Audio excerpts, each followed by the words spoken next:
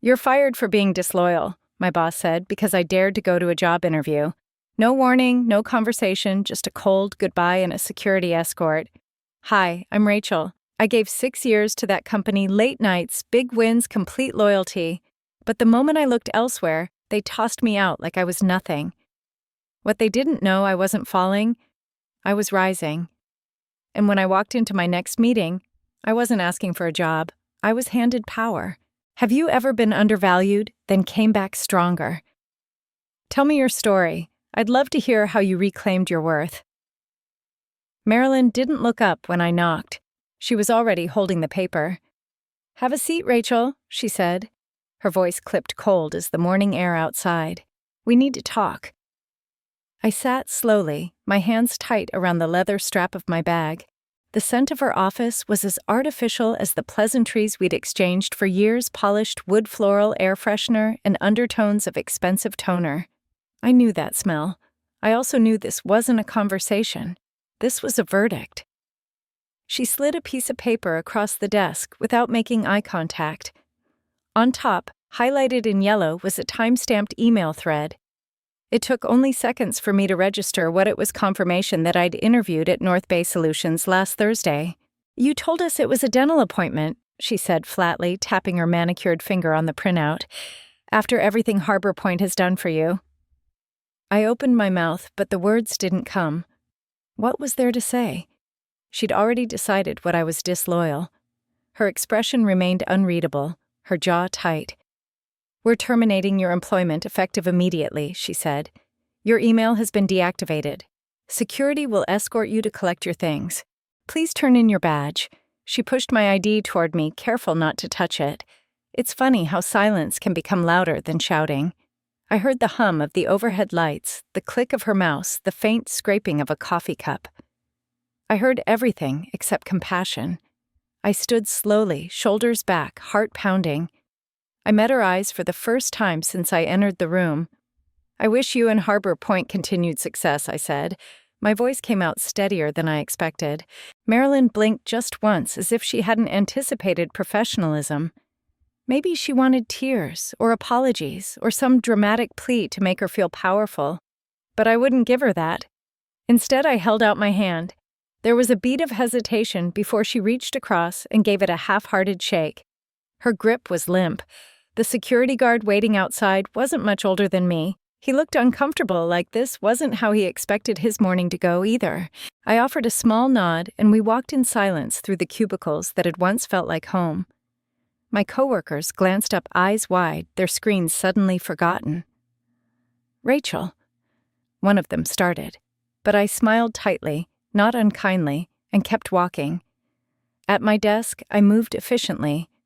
One photo frame, my mug with the faded Harbor Point logo, 2 potted succulents, the notebook I kept since year 1 now filled with inked milestones that suddenly felt far away.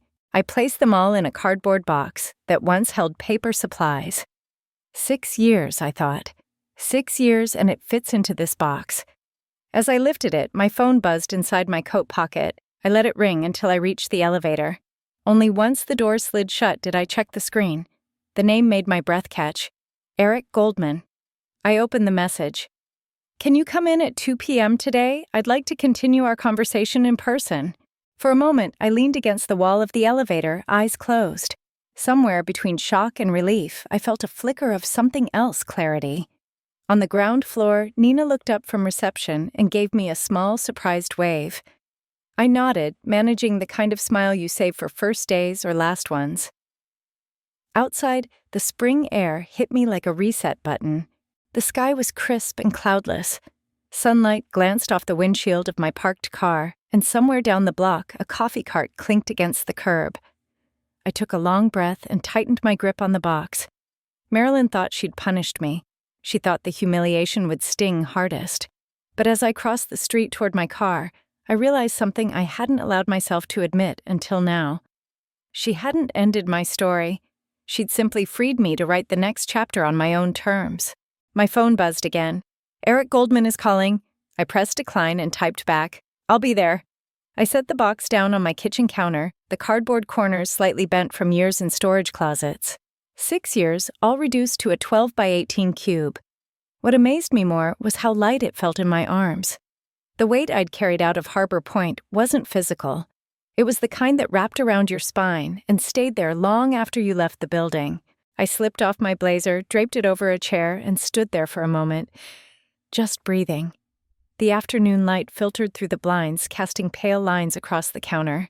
I could still hear the squeak of the elevator door, the dull hush in Marilyn's office. The kind of silence that follows bad news, or maybe betrayal. I opened the box slowly. First came the photo frame. Me and Samir, my first big client, standing next to a whiteboard covered in sticky notes and caffeine-fueled scribbles. I was 25, fresh out of grad school blazer, a size too big, eyes wide with ambition. We'd just landed our first regional campaign. He called me the only one who actually listens. Then, the mug faded navy blue with the Harbor Point logo nearly worn off. I had reached for it almost every morning for 6 years, and now seeing it here, packed like a souvenir from someone else's life, I didn't know what to feel. Pens, a succulent, a paperweight shaped like a globe. Bit by bit, I pulled out each item like flipping through pages of a diary no one else had read. I remembered the long nights ordering takeout alone at my desk, the times I covered for a coworker who had kids or volunteered for pitches no one else wanted, the promotions that never came, the awards that did, but were followed by tight smiles from management and not this quarter responses whenever I brought up compensation. I had built Harbor Point's largest client portfolio, nurtured fragile relationships, rescued accounts on the brink. And still, 3 years in a row, I was told no. No budget, no timing, no adjustment despite glowing metrics and national recognition. I could still hear Marilyn's voice from last year's review. "Rachel, your performance is outstanding, but this year we're investing in infrastructure. Hang in there. Loyalty doesn't go unnoticed." Except it did. It always did. The door buzzed an incoming call. "Jenna." I put the mug down and answered. "Hey," she said without even saying hello. "Ben told me. Marilyn called an emergency meeting after you left. She's spiraling." I didn't respond right away. I was staring at the box again. "Rachel, I'm here," I said. "Just unpacking." "She made a mess," Jenna continued. "People are whispering. Ben said she looked like she swallowed a lemon when someone brought up North Bay." I gave a soft laugh, the first of the day. They didn't expect me to leave. "No," Jenna agreed. "Because they thought you'd keep waiting." And for a long time I had. There had been a night last winter, quiet snow falling outside the whole city, moving slower. I sat in this very kitchen, my laptop open performance reports scattered around me. I'd just finished another campaign that exceeded projections, and something in me snapped. Not angrily, not dramatically, just enough. I opened a blank Word doc and started my resume. Not out of revenge, not even ambition, survival. I was tired of asking to be seen. I picked up the framed photo again. My thumb traced the edge of the glass. The girl in that picture believed hard work was enough. She believed that if you stayed late and gave your all, someone would eventually notice. I wanted to believe in her again, but I also knew better now. My phone buzzed again, this time a new name lit up the screen. "Eric Goldman," I answered. "Rachel," he said without preamble, his voice calm but direct. "I just heard what happened at Harbor Point. News travels fast." "It does," he said. "And I want you to know, today doesn't change anything. I'd still like to meet at 2 if you're open to it." There was no pity in his tone, just certainty. "I'll be there," I said. We hung up. I placed the phone on the counter and glanced at my reflection in the microwave door. Strange, I know, but it was the first surface I caught myself in. My hair was a little frizzed from the wind, my lipstick slightly faded. But my eyes, they were clear. I wasn't broken. Not even close. I was finally free. Downtown Denver looked cleaner than I remembered. Or maybe I was just seeing it differently now. I parked near the North Bay building, 3 sleek towers of steel and glass that reflected the late afternoon sky, and sat in the car a moment longer than necessary. My hands were calm. That surprised me. The receptionist at the front desk greeted me with a smile and a bottle of water, then called upstairs. "Eric's expecting you." A few minutes later, the elevator opened to a minimalist floor of glass walls, indoor greenery, and soft music that sounded like someone had carefully chosen it for productivity. It felt intentional, thoughtful, nothing like the beige box rigidity of Harbor Point. Eric met me at the door of his corner office. His handshake was firm but warm, his salt and pepper hair neatly combed. He wasn't wearing a tie. "Rachel, thanks for coming on such short notice," he said. "I imagine today's been a ride. That's one word for it." He gestured to a pair of leather chairs arranged at an angle facing a low coffee table with a tray of neatly arranged mugs. "Coffee, please?" We settled in. The room had a view of the mountains, just visible through the afternoon haze. The blinds were half open, letting in the kind of light that made you feel seen, not interrogated. "I wanted to talk with you sooner," Eric began, "but I didn't want to pressure you while you were still with Harbor Point." I tilted my head slightly. "You knew?" He gave a wry smile. "Marilyn called me this morning, said you were no longer with them, claimed she'd be handling our account personally going forward." I didn't say anything, but I could feel the corners of my mouth tighten. "She didn't know," he continued, "that we'd already been reevaluating Harbor Point for months. You've probably felt it slower deliverables, mixed messaging, a general sense that they were coasting." I nodded once. "It's been harder to get the right support. I did what I could." "And we noticed," he said. "Rachel, the truth is you held that relationship together. The only reason we didn't walk months ago was because of you." I looked down, heart thudding. Not from nerves, just the weight of hearing something I'd suspected finally spoken aloud. Eric leaned forward and slid a navy blue folder across the table. "This isn't an interview," he said, voice even. "This is an offer." I stared at the folder for a beat. "Just like that we've been planning this," he replied, "waiting for the right time and the right person." I opened the folder slowly. The title read, "Director of Client Strategy." My name was already printed in the margin. The salary figure made me blink twice. It was nearly double what I'd made at Harbor Point, more than I had dared to request in my last raise proposal. I honestly don't know what to say. "You don't have to say anything today," Eric said gently. "I know you've had a hell of a morning. Take the night. Sleep on it." I nodded, though we both knew my mind was already made up. As I closed the folder, my phone vibrated on the coffee table. A message from Jenna lit the screen. "She's in another emergency meeting. Ben says she looks pale. Guess someone's worried." I glanced at Eric, who raised an eyebrow. "Good news. Let's just say, the other side is catching up," he chuckled. "Well, however this shakes out, I want you to know this role isn't about damage control.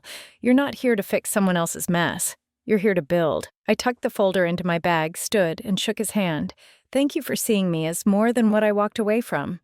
"You never belonged to Harbor Point," he said. "You just outgrew it." As I stepped back into the elevator, something in me felt different. Not lighter, not heavier, just aligned. By the time I reached my car, my phone buzzed again, this time an unknown number. I answered. "Hello, Rachel Linwood." A woman's voice, formal but not unfriendly. "Speaking. This is Patricia Holloway. I'm on the board at Harbor Point Communications. I understand there was an incident regarding your employment. I'd like to meet with you tomorrow morning to discuss it." I paused. "May I ask what for?" "A clarification, and perhaps a correction." The line went quiet for a beat, then she added, "We believe your departure may have been premature. Please consider coming in." I stared out at the skyline at the reflection of myself in the windshield. "Tomorrow? At what time? 10 sharp. Thank you, Rachel." The call ended. I leaned back in the seat and closed my eyes for a moment. They weren't done. But neither was I. I arrived 10 minutes early because I still believed in punctuality, even for meetings I didn't want. The Harbor Point lobby looked the same, but it felt like visiting a house I no longer lived in. The air was overly chilled, the light too sterile. Familiar, but not welcoming. I walked up to the front desk where Nina sat thumbing through a clipboard. Her eyes widened when she saw me. "Rachel!" "Good morning," I said, signing my name on the visitor log. She leaned forward slightly, lowering her voice. "Everyone's talking. We all know what happened wasn't right." I met her gaze. There was kindness in it, and quiet apology. Thank you, Nina. She nodded and with a barely audible breath added, "They're in the boardroom. Good luck." I took the elevator alone. It had been less than 24 hours, but it felt like years. My reflection in the mirror-like doors showed a woman in a sharply tailored navy suit posture, straight eyes steady. I wasn't here for revenge. I was here to close a door properly, one that should have never slammed shut in the first place. Patricia Holloway was already seated when I entered the boardroom. She stood to greet me, offering a firm handshake. Late 60s silver bob, a tailored tweed jacket, she looked like someone who'd been navigating boardrooms since before I was born. "Thank you for coming, Ms. Linwood." "Rachel is fine." We sat. The room was quiet, except for the soft hum of the central air and the occasional creak of leather chairs adjusting under slight shifts in weight. On the table before her sat a slim folder. "I've reviewed your file," Patricia began opening it. 6 years. Consistent performance reviews, documented revenue growth, 3 formal compensation requests, all denied. She looked up, expression unreadable, and no written documentation regarding the grounds for your termination. I didn't flinch. "That's not surprising." She studied me for a beat, then continued, "We'd like to offer reinstatement effective immediately. Same seniority title of Senior Account Director plus retroactive compensation for the past 3 fiscal years. I folded my hands on the table, careful and composed. "I'm not here to negotiate," I said. "I've already signed with someone who sees my worth." There was no drama in my tone, just finality. Patricia didn't look surprised. "North Bay, I didn't confirm that." She offered a small, almost imperceptible smile. "You didn't need to." We sat in silence for a moment, the weight of unspoken truths filling the space more than any policy document ever could. Patricia finally asked, "What could we have done differently to keep you?" It was a question I hadn't expected. A sincere one. I thought for a moment, then answered simply, "Recognize my value before I had to chase it somewhere else. Loyalty works both ways." She nodded, slowly closing the folder. "A fair response." I stood. So did she. "Whatever your next step is." "Ms. Linwood, I hope it brings you peace." "Thank you," I said, and I meant it. Back in the hallway, I took a slow breath. My heels echoed against the polished floor as I walked past rows of framed awards, some of which had my fingerprints on them, though you'd never know it from the plaques. I paused briefly at the reception desk. Nina glanced up. "You done, I said. Her smile was quick and quiet. "Good for you." As I exited the building, the Colorado sun poured through the revolving glass doors, bathing the sidewalk in a soft, mid-morning warmth. I didn't look back. There was no point. In the car, I opened my phone. A new email had arrived. Subject line: "Welcome to the team. No fanfare, no long speeches. Just the confirmation of a chapter beginning on my terms." The nameplate on my new office door caught the light just right, Rachel Linwood, Director of Client Strategy. The font was sleek, understated, and so crisp it still had the gleam of fresh engraving. I stood there for a second, fingers brushing the edge. It felt solid, real, mine. Inside the space was modest but thoughtful bookshelves built into one wall, a full window view of downtown Denver, a standing desk with a clean slate of monitors. On the center of the desk sat a welcome basket, locally roasted coffee, a leather-bound notebook, and a small card signed by 5 people whose names I would soon be learning by heart. I took a seat, adjusted the chair height, and smiled. No security escort, no cardboard box, no silence thick with judgment, just the quiet hum of a team waiting to meet me for the first time, not as someone filling a gap, but someone stepping into something earned. At 9 Saru sharp, I walked into the strategy team meeting room where 5 people were already seated. Eric stood at the front, hands clasped, eyes bright. "Everyone," he said, "this is Rachel Linwood, our new Director of Client Strategy. She's not just filling a seat, she's leading the table." There was a soft ripple of polite claps followed by real smiles. I caught a glimpse of curiosity, but also warmth. They weren't guarded. That was new. "Thanks, Eric," I said. "I won't talk long today, just enough to set the tone." I introduced myself, not by title or achievements, but by values, collaboration, clarity, and shared wins. I asked each of them what they needed most from leadership and promised I'd listen before I changed anything. That seemed to go over well. You can hear trust in the way people exhale, and I heard it by the end of that room. Afterward, Eric waved me toward the executive boardroom. "Quick chat before your inbox eats you alive." We stepped inside. The CFO and CMO were already seated, along with two others I recognized from project calls over the past year. Coffee was poured. Folders passed. The energy was focused, but not cold. Rachel, Eric began. "As you know, Harbor Point's contract is up for renewal at the end of this quarter." I nodded. I had known. And I had tried to forget, if only to keep the waters clean. "We want your take," the CFO added. "Should we renew?" There it was, the moment. A year ago, I might have burned the bridge without blinking. A week ago, I would have hesitated, unsure whether I was reacting or rising. Today, I was steady. "I recommend we evaluate them the same way we would any other agency," I said. No history, no baggage, just performance alignment and integrity. The room went quiet, but it wasn't awkward. It was appreciative. "That's the kind of clarity we need around here," the CFO said, tapping his pen once against the folder. Eric gave me a subtle nod. "Rachel will oversee the transition process, whatever path we take. We trust her judgment." It didn't feel like revenge. It felt like responsibility. After the meeting, I returned to my office and opened the notebook from the gift basket. I wrote down 2 lines at the top of the first page: "Earn trust. Lead forward." Then I looked up and caught my reflection faintly in the window, just enough to see the shift.